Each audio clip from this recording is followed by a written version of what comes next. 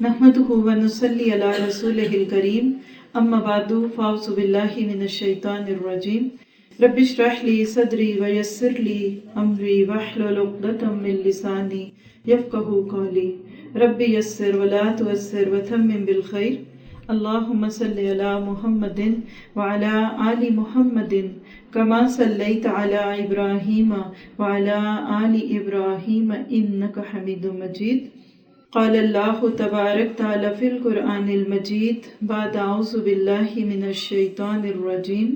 اللہ سبحانہ تعالیٰ اپنے نبی صلی اللہ علیہ وسلم سے خطاب کرتے ہیں اور قرآن پاک میں ایک ایسے موقع پہ جب کہ آپ کی بیویوں میں تھوڑی سی سرکشی آنے لگی، اپنے ارد گرد دوسری عورتوں کو دیکھا اور دیکھا کہ دوسروں کے پاس تو بہت کچھ ہے، سوچا کہ چلو ہم کسی سے کم تو نہیں ہیں تو ہم بھی ذرا اپنے شوہر سے کچھ مطالبے کر لیتے ہیں۔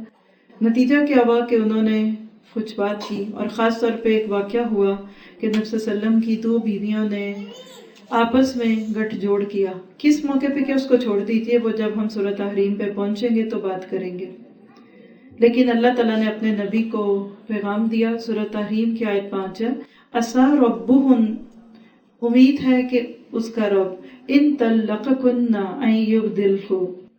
ان یبدلہ ازواجا خیرا منکن مسلمات مومنات قانتات تائبات عابدات سائحات سیبات و ابکارا۔ یعنی نبی کی بیویوں، اگر تمہیں نبی کے ساتھ اس طرح رہنا پسند نہیں تو پھر شوق سے جاؤ، نبی تمہیں طلاق دے گا، اس کے بعد اللہ اپنے نبی کو بیویاں دے گا جو مسلمات ہوں گی، اسلام ان کے دلوں میں ہوگا، اللہ کی رضا کے ساتھ جینے لیاں ہوں گی، مومنات ہوں گی، ایمان کے درجے پہ پہنچیں گی، قانتات فرما بردار ہوں گی، اوبیڈینٹ ہوں گی، تائبات اپنے گناہوں سے توبہ کرنے والیاں ہوں گی، عابدات عبادت گزار ہوں گی، سائحات اللہ کے راستے میں دوڑ دھوپ کرنے والیاں ہوں گی، صحیح باتیں شوہر دیکھی ہوئی یعنی بیوہ یا مطلقہ، و ابکارن یا پھر وہ کنواریاں ہوں گی۔ سورۃ تحریم کی آیت نمبر 5 میں ایک اچھی بیوی کی خوبیوں کے لیے جو گائیڈ لائن ملتی ہے وہ مسلمہ۔ ایک اچھی عورت کون ہے؟ جو مسلم ہوتی ہے۔ اگر آپ چاہتے ہیں کہ آپ اچھی بیوی بنیں تو سب سے پہلے آپ کو اللہ کے ساتھ تعلق درست کرنا پڑے گا۔ شوہر کے ساتھ تعلق بھی اسی کا ٹھیک ہوتا ہے جس کا اللہ کے ساتھ تعلق ٹھیک ہوتا ہے۔ ہم بہت ساری چیزوں میں غلطی کرتے ہیں، ہم سوچتے ہیں کہ اللہ کا کہ چھوڑو، بچیوں کو نماز نہ سکھاؤ، ان کو دین کی بات نہ کرو، بس ان کو اچھا گھر چلانا سکھا دو۔ کبھی بھی نہیں ہوگا۔ اگر آپ سورۃ نساء دیکھیں، پہلی آیت سورۃ نساء کی جو نبی صلی اللہ علیہ وسلم جو خطبہ نکاح کے موقع پہ پڑھا کرتے تھے، اس میں 2 دفعہ اتقوا اللہ لفظ ہے، اللہ کا ڈر، اللہ کا خوف۔ تو لہٰذا اللہ کے خوف کے بغیر بات نہیں بنتی۔ یہ ساری خوبیاں اگر ہم دیکھیں تو ان ساری باتوں کے اندر جو ایک رنگ آتا ہے وہ کیا ہے کہ جو ماں باپ اپنی بچیوں کی اسلامی رنگ میں تربیت کر چکے ہوتے ہیں، ان کی بچیاں حقیقت میں خوشی ہو کہ غم ہو، زندگی کا کوئی موڑ ان کی وہ اللہ کی نافرمان نہیں ہوتی۔ ہم سب ایک واقعہ سنتے ہیں۔ آج اصل میں آپ کو میں نے درس نہیں لمبا چوڑا دینا، مجھے پتہ کہ آپ میں سے اکثر کا بالکل موڈ نہیں ہے، لیکن کہانی تو کہانی، اور یہ ایک سچی بات ہے۔ یہ ایک واقعہ ہے، شیخ عبد المحسن الاحمد بیان کرتے ہیں، جو سعودی عرب کے ایک شہر میں تھے۔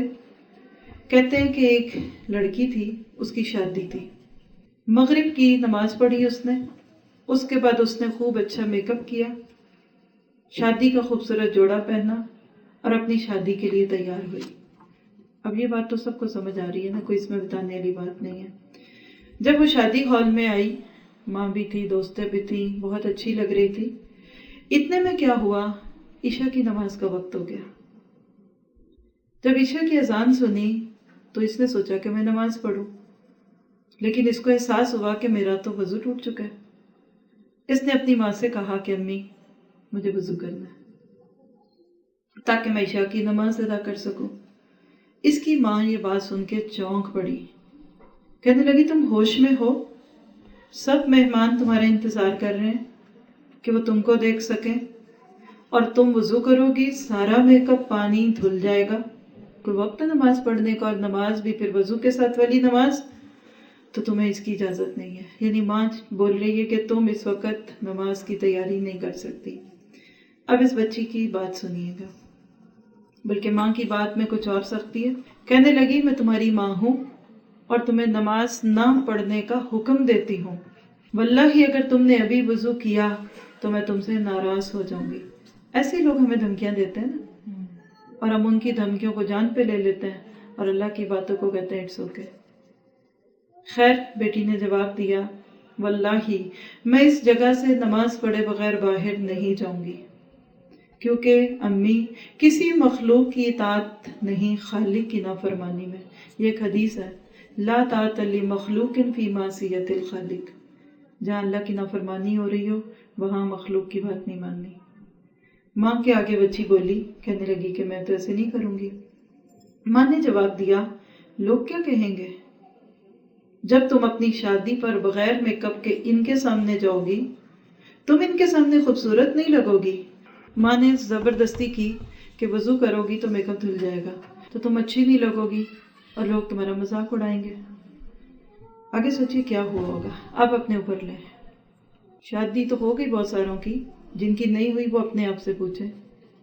ہم تو شادی کے بغیر بھی بڑے کانشیس ہوتے ہیں، لیکن یہاں کیا ہو رہا ہے؟ اپنے ذہن میں سوچ لیں کہ اس بچی کا کیا جواب ہوگا. بیٹی مسکراتے ہوئے بولی، یہ دیکھیے انداز ہے نا، غصے میں نہیں آئی، مسکرائی.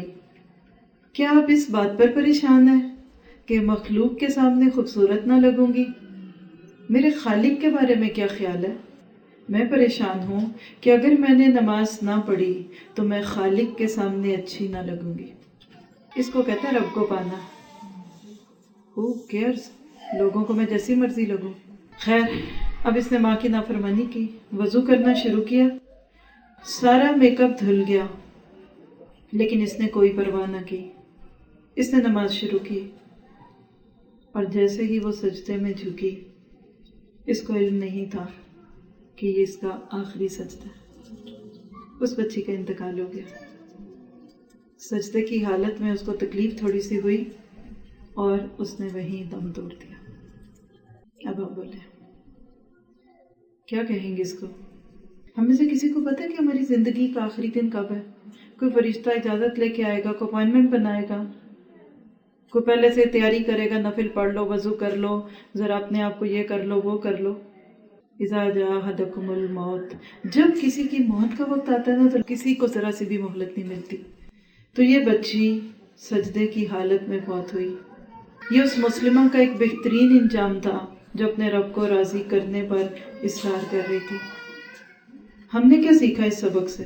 کہ کبھی اللہ کے معاملے میں